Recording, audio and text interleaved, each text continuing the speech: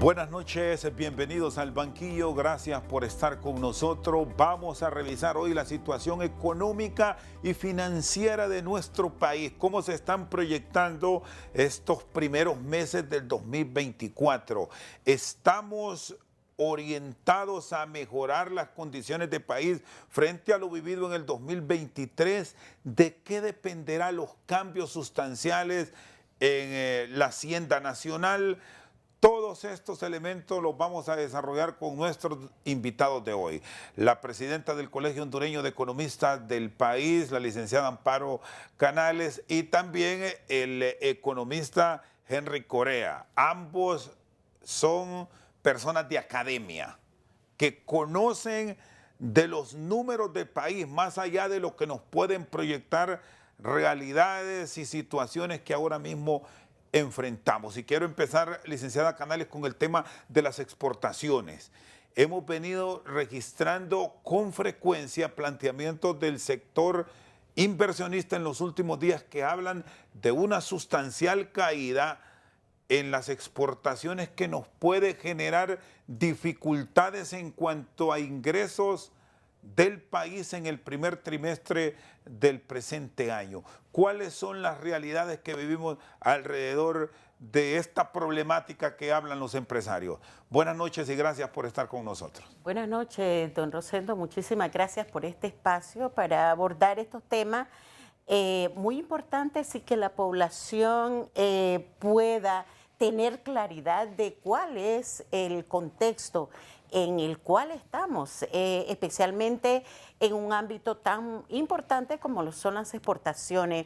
Al observar el comportamiento del año 2023, pues es una desaceleración que implica que se redujo en un 5.8%, lo que implica que debemos de acelerar y buscar mejores opciones, diversificar nuestra estructura productiva para poder aprovechar las oportunidades del comercio internacional.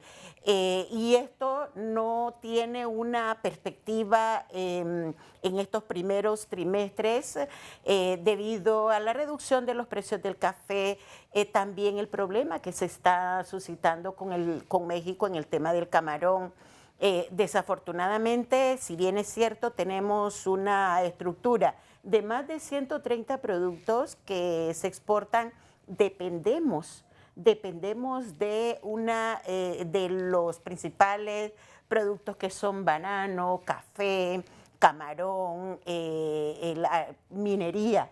Entonces necesitamos impulsar las oportunidades que tenemos para incrementar. Históricamente hemos tenido una balanza de bienes deficitaria, que implica que importamos más de lo que exportamos, y eso es la presión que tenemos actualmente con el tema de la demanda creciente de dólares. Por lo tanto, necesitamos mejorar esa oferta exportable, generar condiciones en el país para impulsar productos que tienen demanda en el mercado internacional, buscar nuevos mercados o mercados alternativos para los productos en los cuales nuestro país tiene una posición de ventaja en el comercio internacional. ¿Y cómo debe ser el posicionamiento de nuestros productos frente a estos nuevos nichos que hay que buscarlo? Usted me mencionaba un producto que nos está llamando poderosamente la atención, la apertura externa para él, el tema del camarón. Se cerró Taiwán, China no lo está comprando en el término que en su momento se pensó, ahora se cierra la posibilidad de México. ¿Hacia dónde se deberá ver por parte del exportador nacional y cómo deberá planificar el gobierno para abrir estas opciones, licenciada Canales? Este es un tema muy sensitivo, especialmente el tema del camarón, que es como nuestra cuarta nuestro producto exportable, pero debe de agilizarse las negociaciones, la búsqueda de mercados alternativos al de Taiwán, donde nuestro país tenga ventajas. Este es un tema crucial. ¿Por qué? El camarón depende, digamos que las zonas productoras de camarón están en el sur. El sur y mucho más allá, quienes están empleadas en esta industria, la mayor proporción son mujeres. Esto implica que si se cierran estas empresas, se va a incrementar el problema del desempleo en el país, especialmente en todo lo que es el corredor de la zona sur, donde hay la mayor proporción de estas empresas camaroneras. Buscar mercados alternativos en el cual nuestro país tenga ventaja. Creo que esto, además, yo diría que debe de acelerarse la solución de este conflicto con México, porque representan, solo el mercado mexicano representan más de 65 millones de dólares. Entonces, en este punto, el cierre de estas empresas vendría a agudizar el problema que ya tenemos de empleo en el país y vendría a deprimir todo lo que es la dinámica económica de la zona sur de nuestro país. Muy bien, ya vamos a continuar con la licenciada Amparo Canales, presidenta del Colegio Hondureño de Economistas, don Henry Rodríguez Correa, también hombre de finanzas y de economía. Esto de la generación de empleo nos está dejando severos problemas en zonas puntuales del país. La licenciada Canales hablaba del tema de la industria del camarón en el sur, la industria de la maquila en ciertos municipios del norte de Honduras, en el Valle de Sula. ¿Cómo revertir estos números en un inicio de año donde la gran apuesta es vender a Honduras como un país atractivo más allá de las dificultades que tenemos, curiosamente originadas por los políticos? Buenas noches, licenciado Rodríguez Correa. Buenas noches, gracias, saludos. Bueno, si enumeráramos los problemas de corto plazo que tiene que enfrentar el gobierno en este momento, el primero sería la generación de empleo. La economía no crece a la dinámica que demanda el crecimiento vegetativo de la población. Todos los años se gradúa una cantidad considerable de jóvenes en los colegios, en las universidades. Otros que aunque no estudien van cumpliendo la edad para incursionar en el mercado de trabajo y no encuentran oportunidades. Y esto es porque no tenemos una estrategia bien clara. Hay dos cosas que van de la mano. Una estrategia para generar empleo y una estrategia de inversión. Primero pasaría por contar con esa herramienta, que es tan indispensable, porque hay una movilidad de personas, primero del área urbana del área rural al área urbana, y luego se van para los Estados Unidos, y se van porque no hay oportunidades. Entonces, hay que diseñar todo un plan que tiene que pasar por la edad, el sexo, la experiencia que tienen las personas, ver en el lugar donde viven, qué hacen para potenciar esas capacidades que tienen y generarles puestos de trabajo ahí donde residen. Luego, analizar cada una de las regiones del país, que son muy diferentes unas entre otras, para ver cuáles son las oportunidades de negocios que se pueden dar en cada una de ellas. En unas hay más riego, otras hay mejores tierras, otras hay mejores oportunidades para otras actividades. Luego que tenemos identificados esos rubros, que pasan a ser 4 o 5, la agricultura, la ganadería, el sector forestal, que ha estado muy descuidado. Se dice que Honduras es un país eminentemente forestal, pero no aprovechamos ese recurso. Luego ha repuntado el turismo rural y otras actividades que se pudieran dar ahí. Entonces, hacer toda una estrategia para esa área rural y pensando en darle valor agregado a las materias primas que ahí se generan, porque el otro problema que tenemos, haciendo énfasis en lo que estaba planteando Amparo, es que tenemos una oferta exportable muy limitada y un alto porcentaje de la misma pasa por ser materias primas, por bienes de bajo valor agregado, con precios muy bajos en los mercados internacionales. Entonces, pensar en ir industrializando el campo, darle otro sentido a la producción ahí, con el sistema económico que tenemos actualmente en Honduras, Con el esquema productivo vamos a seguir haciendo lo mismo. Seguir haciendo lo mismo va a significar resultados iguales a los que obtenemos. Entonces hay que pensar en industrializar el campo. Hay cosas simples que se producen y las estamos trayendo del extranjero. Hasta maíz, maíz en lata.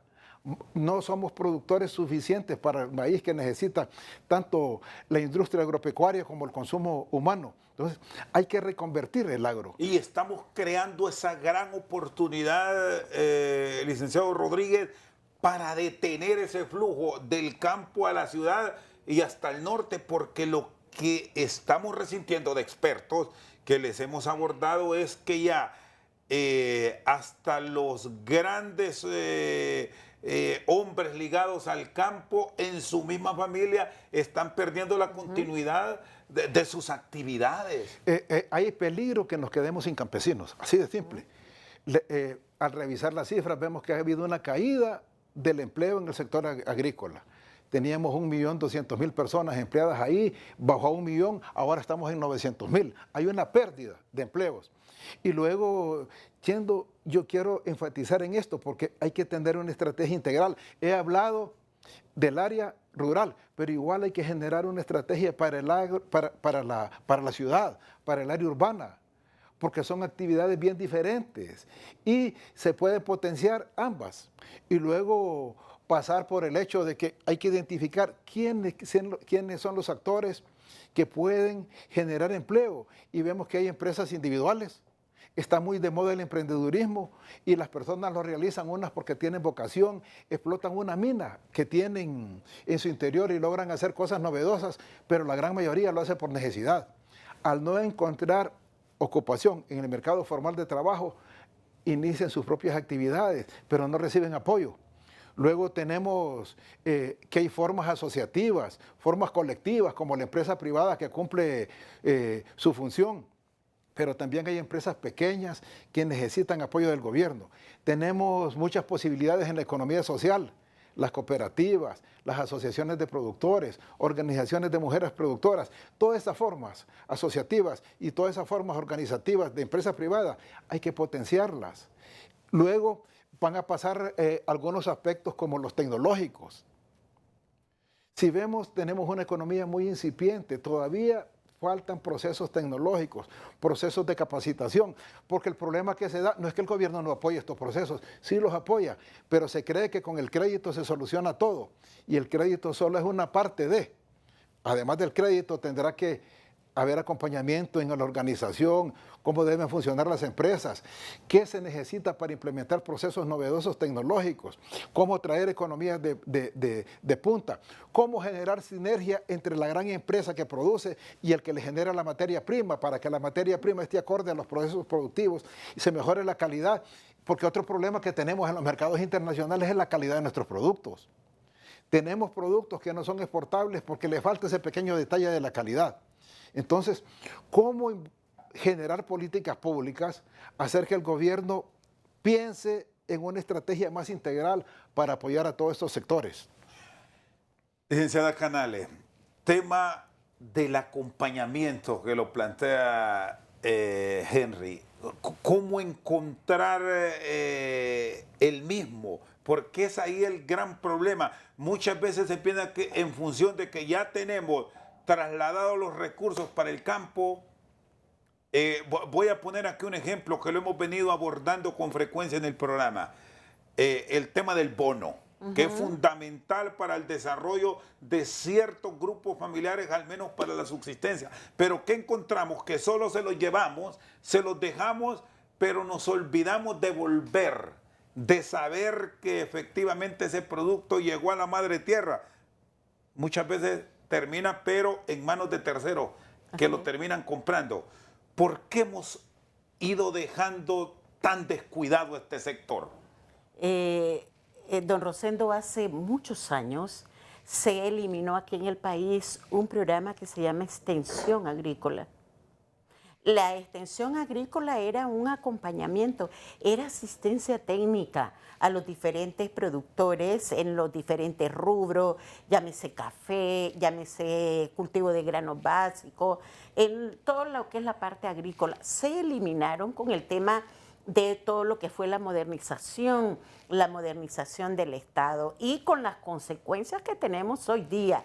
Entonces se está hablando dentro de la Secretaría de Agricultura volver a retomar estos aspectos y tener un acompañamiento a la diferente, ahora hablamos de cadenas productivas, cómo apoyar todo este proceso y cómo potenciar estos sectores. No, el crédito no es suficiente y en los diferentes ámbitos, en el sistema financiero, por ejemplo, se le llama servicios no financieros. En el ámbito agrícola es la extensión agrícola, cómo lograr establecer estos programas que se vieron como un gasto, no como una inversión en el sector, de manera de aprovechar de mejor forma el apoyo que desde los diferentes programas estatales se brindan al sector. Esto también requiere de un proceso mucho más integral de atención al sector, porque no solamente es el financiamiento o la extensión agrícola, también la investigación en variedades resistentes a plagas y enfermedades, el uso de opciones alternativas para cuidar el medio ambiente. Creo que es importante ahora, recientemente aprobaron lo que es la política del sector agroalimentario. Es importante llevar a la práctica este mecanismo y tomando en cuenta el potencial que tiene nuestro país, debemos desarrollar el sector agroalimentario. Es increíble cómo tomates que vienen de Guatemala, cebolla de Guatemala, recientemente estaban los productores de Ocotepeque protestando porque mientras ellos tienen su producto, que no hayan dónde colocarlo, vienen importaciones de cebolla de Guatemala. Creo que se requiere una estrategia que aborde estos diferentes elementos y, lo más importante, impulse los sectores que tienen potencial en nuestro país, tanto a nivel de seguridad alimentaria como potencial para poder suplir a otros países, ¿no? Se decía hace muchos años que éramos el granero de Centroamérica. Esas condiciones, tenemos esas condiciones todavía, solo necesitamos retomar estos temas con una política de desarrollo del sector, tanto agroalimentario como el tema forestal. Muy bien, la presidenta del Colegio Hondureño de Economistas, Amparo Canales, junto a don Henry Rodríguez Coré, están al banquillo esta noche. Hacemos una pausa, ya regresamos. Seguimos al banquillo, revisamos la situación económica y financiera de nuestro país, las repercusiones que se tendrán en este 2024. Licenciado Rodríguez Coré, usted planteaba de cómo se ha caído el empleo en el campo. Alrededor de 300,000 puestos se perdieron. A eso sumamos los puestos laborales de la industria de la maquila y otras actividades de la micro y pequeña empresa en el Valle de Sula. El tema de los salarios tiene un papel fundamental aquí. ¿Cómo deberá plantearse esta situación ahora que hemos entrado en un proceso de negociación del mismo? Bueno, todos los años se está negociando el salario mínimo. Y eso no es un aumento como algunos lo plantean, simple y sencillamente es un ajuste que tiene como parámetro en la mayoría de las negociaciones la tasa de inflación.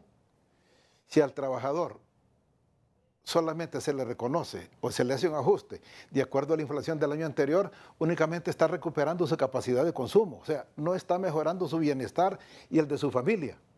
Luego las tasas se negocia, se acuerdan esos ajustes, se publica la tasa, pero no se reconoce puntualmente las capacidades de ciertos trabajadores, sí, que esa debería ser la gran apuesta. Pasa por dos cosas. Una es, una vez publicado y que tenemos el nuevo salario mínimo, él no se cumple en la mayoría de casos, porque se deja de lado la ley. por múltiples razones. Algunos empresarios no la cumplen porque no quieren, así de simple, y otros porque no pueden, porque son empresas pequeñas y empiezan a negociar con el trabajador. Y al verse amenazado por perder su empleo, prefiere trabajar, aunque esté recibiendo una remuneración inferior. Y el otro problema es el de la productividad de la mano de obra hondureña.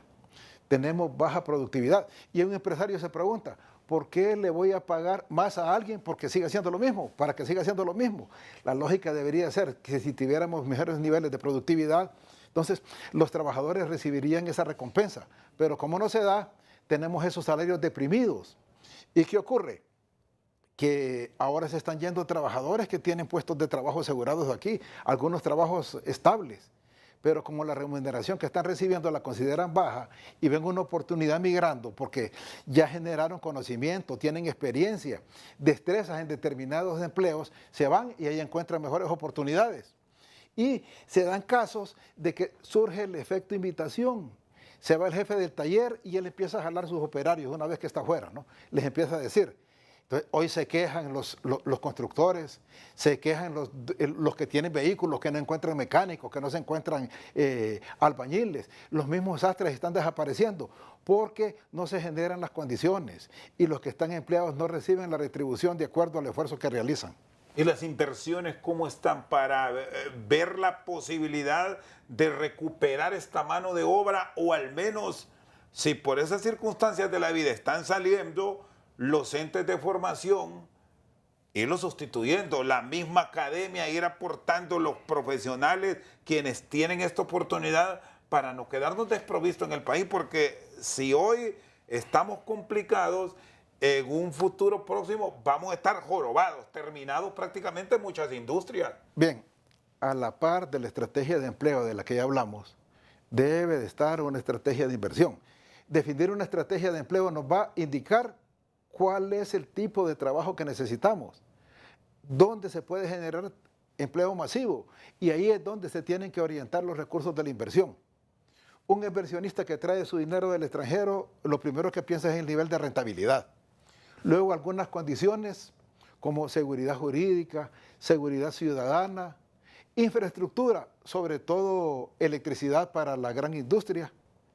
Y aquí nos quedamos cortos también, no tenemos una buena infraestructura para apoyar esos procesos.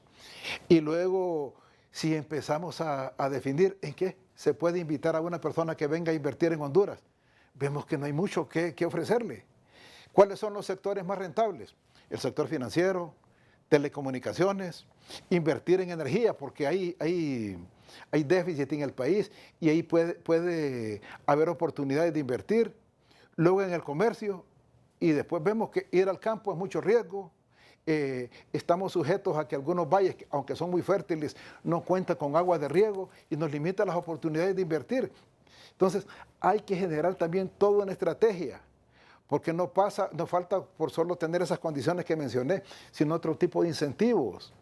Y es aquí donde va a jugar un papel bien importantísimo el Congreso, generando esas normativas que requieren los procesos productivos de inversión en el país. Está paralizada esa ley de justicia tributaria. Los empresarios para venir a Honduras necesitan incentivos. Estábamos viendo una noticia reciente con muy buenos ojos de un pequeño proyecto para producir vino que se está dando allá por Santa Bárbara. Eso es bueno, eso es importante, eso hay que motivarlo, eso hay que generar incentivos, porque ese es el tipo de inversión que necesitamos. Ir al campo para que la persona no se desplace a la ciudad, ir al campo para que no se vaya fuera del país. Entonces, pero esto tiene que ser documentos formales, con metas, con objetivos, con recursos, y decir ahí dónde vamos a ir a obtener esos recursos. Este país anda a la deriva en ese aspecto. Necesitamos sentarnos, pensar, y desde la academia prometemos ese concurso, ¿no? Sentarnos junto con las autoridades del gobierno, hacer cosas juntos, porque no todo tiene que pasar por el gobierno. El gobierno de turno solo tiene que ser el facilitador. La empresa privada es la que tiene el rol de invertir, de generar empleo, de generar riqueza, y en conjunto con todos los sectores de la sociedad. Está siendo, licenciada Amparo Canales, el gran facilitador el gobierno ahora mismo para hacer un atractivo y no solo pensar en función en los bienes de consumo, que es prácticamente el que ha tenido el sostenimiento en gran parte de nuestra economía, sino ir más allá y ser productivos. No hay duda que debe ser el rol fundamental, como sentarse, ¿no?, con la empresa privada y ver un diálogo y consenso en beneficio del país, pero ante esto, como decía,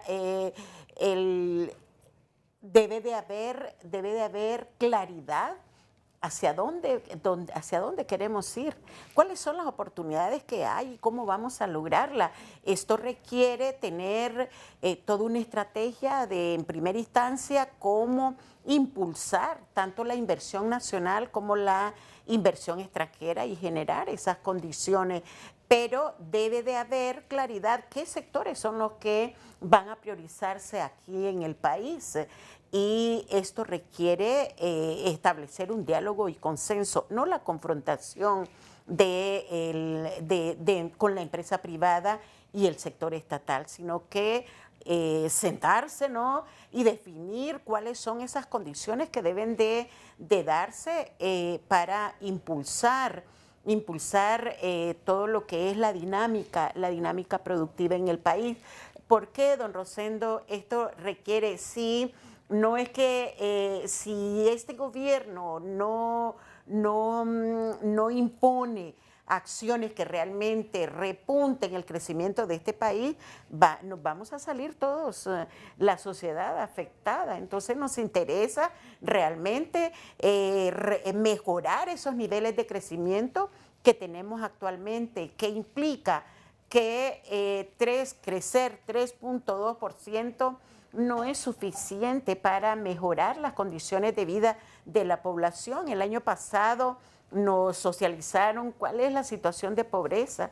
De que cada 10 hogares, 6 sean pobres, se requieren niveles de crecimiento mucho más del 5%. Se requiere generar condiciones que impulsen el empleo, que apoyen los emprendimientos, porque hay un elemento fundamental en todo este proceso y es el crecimiento de la informalidad, que implica que de los ocupados hay una tasa mayor del 60% que están en empleos informales. Quiere decir que no tienen acceso a la seguridad social, no tienen acceso a un financiamiento formal. Estos dependen de los prestamistas o los intermediarios. Y aquí hay un elemento que deberá revisarse con sumo cuidado y tiene que ver con las iniciativas, con las propuestas que deberán pasar en este año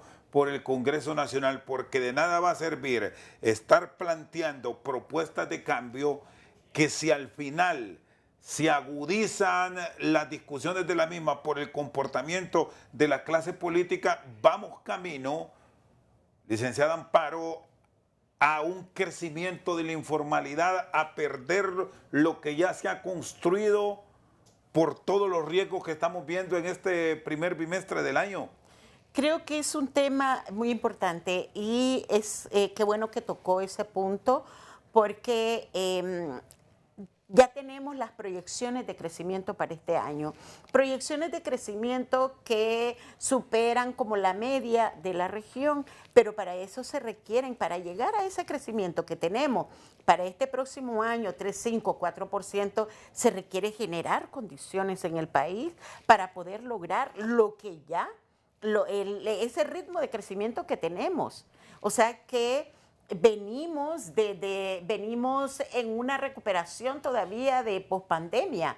2021, 2022, 2023, ya deberíamos de estar en un despegue para alcanzar esos mayores niveles de crecimiento. Y lo tenemos en este momento. Aún no, o sea que ese es el trabajo que debe de gestarse tanto de parte del sector estatal como del sector privado, tener niveles de crecimiento, superar esos niveles de crecimiento que hemos tenido hasta ahora, que vemos que no han sido suficientes para superar los niveles de pobreza que tenemos en el país, porque a la par somos un país altamente desigual, que quiere decir que la riqueza está concentrada en pocas manos. Por lo tanto, se requiere generar iniciativas que generen empleo, pero también iniciativas que impulsen los emprendimientos, que hagan crecer lo que ya tenemos, de manera de que se mejoren las condiciones de vida. La ley de justicia tributaria, que aún está ahí pendiente de entrar en una discusión final en el Congreso Nacional, ¿cómo deberá plantearse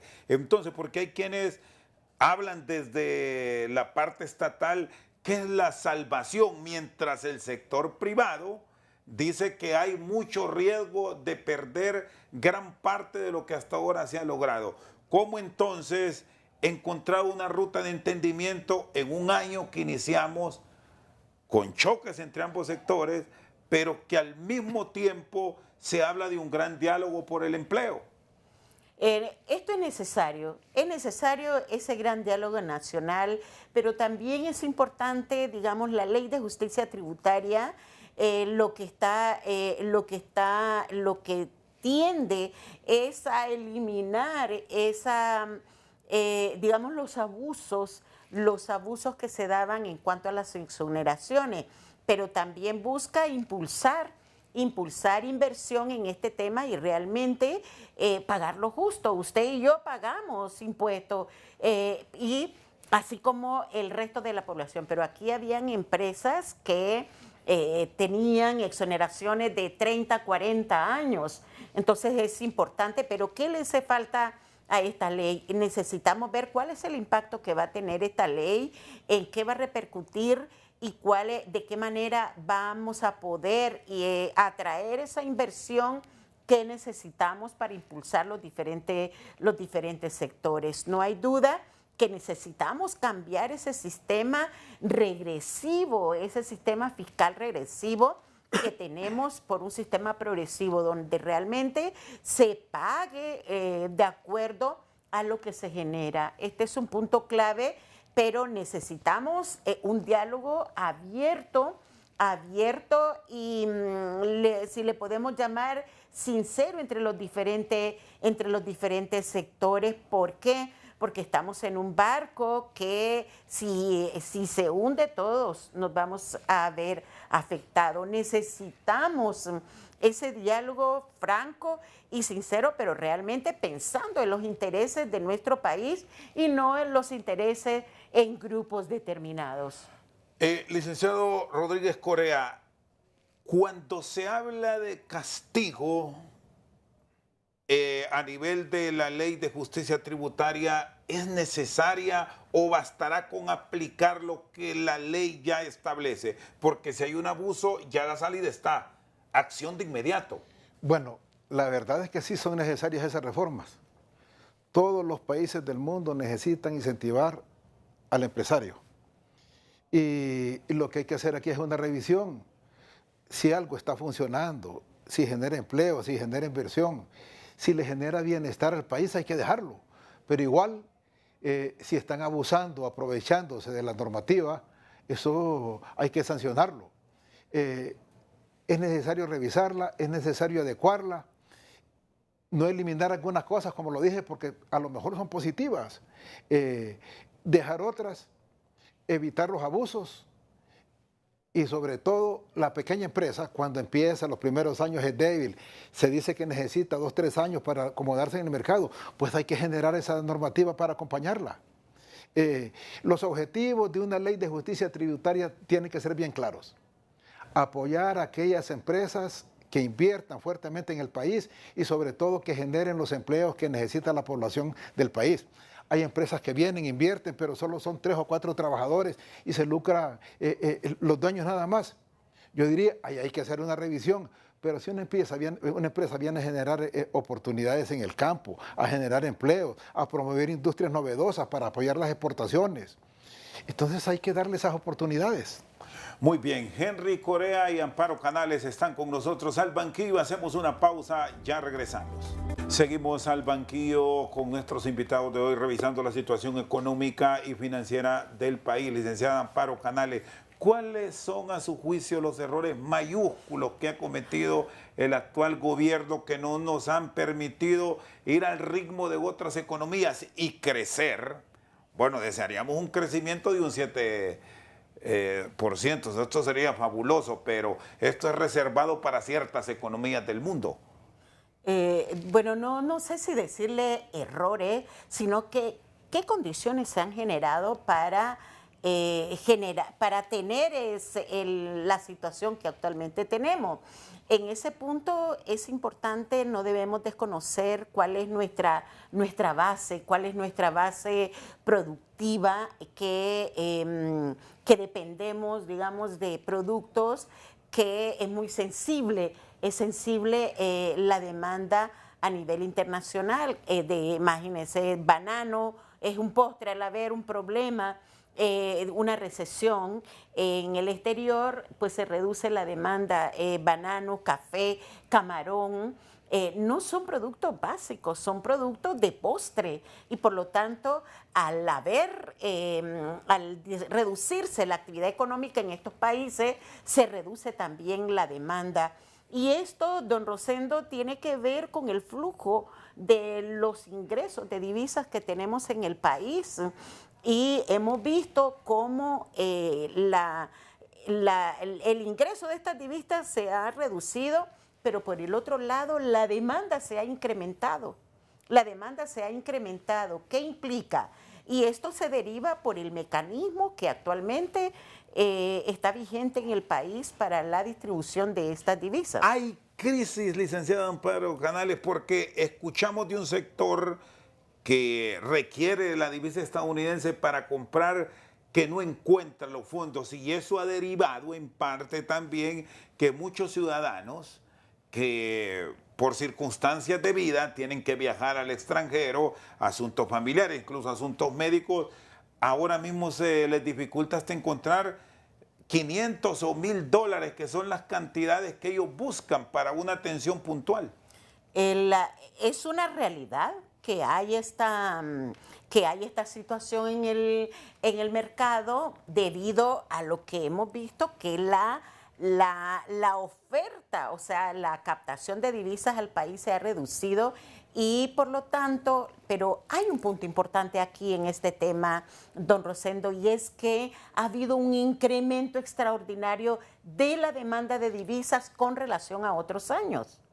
¿Qué implica? Esa misma incertidumbre ha generado eso de que vayamos en busca de dólares y nos sorprenda cuando en las instituciones del sistema financiero nos dicen no tenemos o no hay. Una de las causas, digamos que al mandar ese mensaje de incertidumbre, lo que genera es que se incremente la demanda.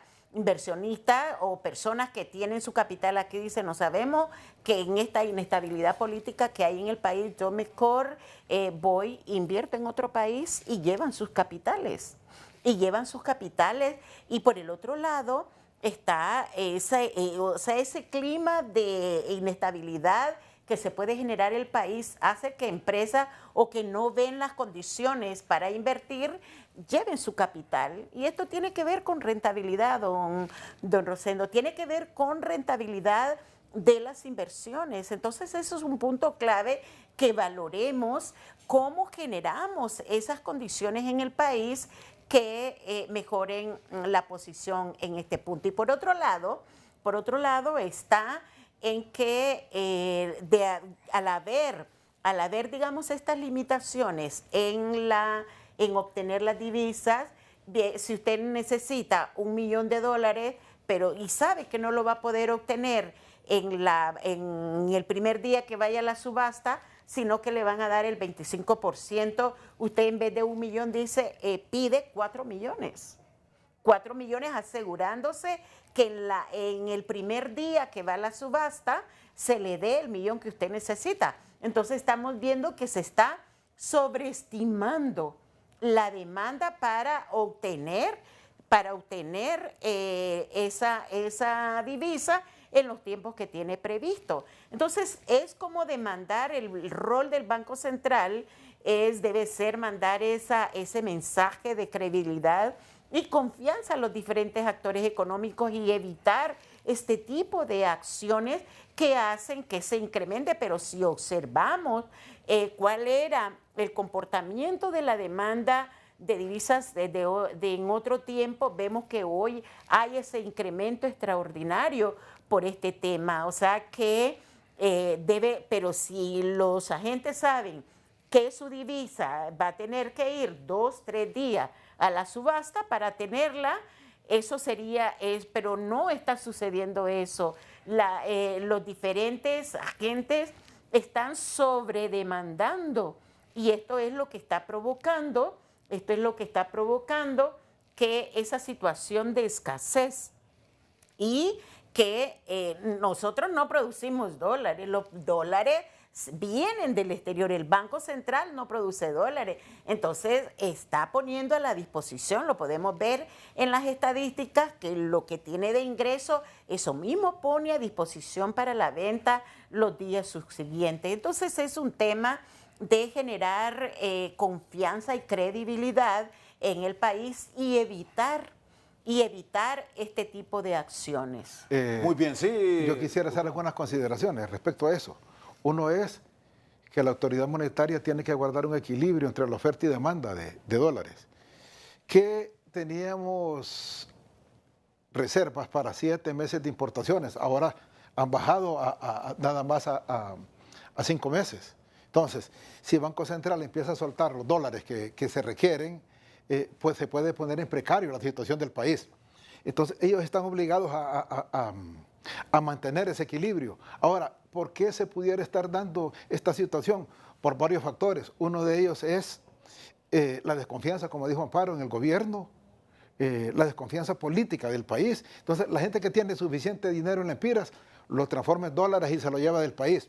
Otro asunto es que tenemos una economía semidolarizada, una economía con una dolarización informal. Aquí en Honduras hay un montón de cobros que se hacen en dólares. El cable, la telefonía, los vehículos se compran en dólares y sobre todo las tarjetas de crédito.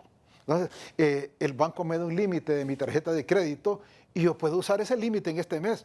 ¿Y de dónde salen esos dólares? Pues el banco acude al mecanismo de obtención de dólares y se nutre primero para sus operaciones. O sea, el banco le va a dar prioridad todo primero a sus operaciones, luego va a atender las operaciones del público. Otro aspecto que se da aquí es que hay que priorizar los sectores para concederles dólares. Y este es un punto clave que usted lo ha dicho, priorizar a quienes sí. Y aquí quiero, licenciado Rodríguez, que nos dé su punto de vista. ¿Hasta dónde nos está pasando factura también que el gobierno haya ido al Banco Central en solicitud de préstamos que al final fueron en dólares? Aunque nuestra moneda de curso legal aquí es en lempira, pero hablan de que los préstamos que fueron casi por 2.000 millones de dólares fue en divisa verde. Bueno, al priorizar los sectores me refería al hecho de que si un empresario demuestra que sus operaciones se le están parando porque no puede traer su materia prima, no puede traer maquinaria, no puede tener tecnología porque no hay dólares, facilitárselos. Igual hacer un análisis de cada uno de los que se presentan a una ventanilla para solicitar dólares. En cuanto al otro hecho de que si se utilizan vía préstamo al gobierno, eso no creo que haya sucedido en los últimos momentos. Sí tenía entendido que había desembolsos hacia el gobierno, pero era un préstamo puente del FMI que se había depositado en el Banco Central y le estaban haciendo desembolsos al gobierno. Y otra cosa que quiero tocar aquí porque es importante, es que esa falta de transparencia, de claridad en los procesos, esa falta de confianza en la ciudadanía está generando que prolifere el mercado negro. Aunque la autoridad no lo quiera reconocer, el mercado negro está funcionando en el país y eso está distorsionando también el tipo de cambio, porque le mete más presión al tipo de cambio, porque las personas que necesitan cantidades de 500 o 1.000 dólares ya ni siquiera van al banco, cómodamente se van a pagar más al mercado negro. ¿Y cómo se puede corregir esto? Bueno, ¿cuál deberá ser el mecanismo a seguir en los próximos meses para poner un alto? Porque si no, la barrera de los 25 que siempre nos ha tenido con esa consulta a nivel del valor del lempira frente al dólar, estamos a un paso de lograrlo ya. Bueno, yo diría pedirle a las personas que demandan dólares, a las empresas que programen su gasto, para que no vayan el día de hoy, que hoy ocupo los dólares, que los programen. Si vamos a viajar, salvo que sea de emergencia, programemos nuestro viaje. Igual el empresario puede programar sus desembolsos y solicitar con el suficiente tiempo de antelación la cantidad de dólares que va a necesitar para que su banco comercial se los programe. Y de esa manera ir bajando esa incertidumbre. Porque sí hay dólares en el país, sí hay dólares para atender todas las necesidades inmediatas de compra de combustible, honrar el pago de la deuda, pagar nuestras importaciones. Hay dólares. Lo que pasa es que el Banco Central, entre las presiones que se están dando, está obligado a racionar la cantidad que pone a disposición del público. Muy bien, Henry Corea y Amparo Canales están con nosotros al banquillo. Una pausa, ya regresamos. Seguimos al banquillo con nuestros invitados de hoy, la presidenta del Colegio Hondureño de Economistas, Amparo Canales, y el también economista Henry Rodríguez Corea. El tema de las remesas, hablando de dólares, nos ha generado enorme preocupación los comentarios de hondureños en Estados Unidos, que por primera vez estamos registrando caídas en las remesas. La remesa es un tema sumamente sensitivo, don Rosendo, porque tiene dos condiciones clave. Primero, que hay un vínculo emocional y financiero de nuestros compatriotas con sus familiares aquí en nuestro país. El tema es que siempre en el mes de enero, así como nos pasa a nosotros aquí, que tenemos gastos extraordinarios en diciembre, el mes de enero y febrero se convierte en un mes más o menos seco. El mismo comportamiento tiene o está teniendo en el tema de las divisas, en el tema del envío de las remesas. Y hay un punto clave en este tema, que no es como consecuencia de las condiciones que estén en Estados Unidos, porque el tema del empleo se ha mantenido, sino que diría que es como un comportamiento normal, que esperamos que eso sea, que sea un comportamiento normal y que se mantenga el flujo de similar, más o menos similar al año anterior, que hubo una reducción de las remesas con relación al año 2023. Las remesas tienen un punto muy importante porque a diferencia de la inversión extranjera, que implica que las empresas que vengan a invertir aquí luego manden sus dividendos, las remesas se quedan aquí en el país, y lo que debemos de trabajar es el uso. El 82% de las remesas se va para consumo y apenas un 8% para inversiones de capital. En este punto hay también qué acciones deben de impulsarse o qué actividades deben de facilitarse para aprovechar ese uso productivo, porque este es un tema que tiene otro efecto, porque las personas receptoras de las remesas empiezan a demandar hasta productos que son importados.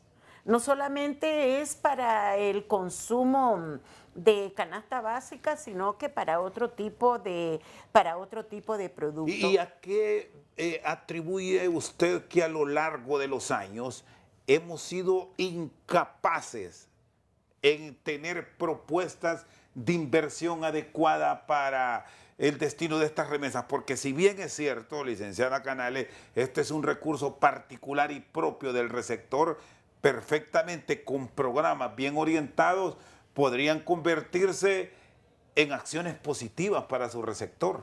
Coincido totalmente con usted y creo que es el momento de tener otras acciones. Han habido iniciativas por parte de los bancos que reciben las remesas, aperturas de cuentas en dólares, préstamos para vivienda, pero en condiciones similares. Entonces se requiere realmente un programa que sea atractivo para que esas remesas se inviertan en construcción, compra de bienes inmuebles, y esto también pasa por tener un programa de educación financiera, pero también productos y servicios diferenciados para este sector, no lo tradicional de la banca, sino que tener iniciativas, tasas preferenciales, por ejemplo, para que esto sea atractivo y se inviertan en nuestro país. Pero no hay duda que debe de impulsarse este tipo de programas. Muy bien, licenciado Rodríguez, ¿qué consecuencias puede traer para nuestro país este año que ha iniciado con las dificultades que hemos planteado hoy? El que en Estados Unidos ahora mismo, que es nuestro principal socio comercial, ya se va a comenzar a hablar de política con mucho más énfasis por la carrera a la Casa Blanca, el juicio para un expresidente de Honduras. Vamos a estar siendo observados por muchos inversionistas para seguir vendiéndonos como un país de opciones. ¿Qué planteamiento deberá tener el gobierno y el sector privado para la atracción de capitales? Bueno, la economía de los Estados Unidos sigue su ritmo. Ellos tienen bien claros sus procesos políticos y los procesos económicos. Se complementan.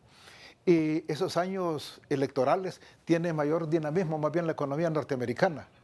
Y esas son oportunidades que nosotros tenemos que aprovechar. ¿Cómo? Mejorando la imagen de país, disminuyendo ese riesgo país.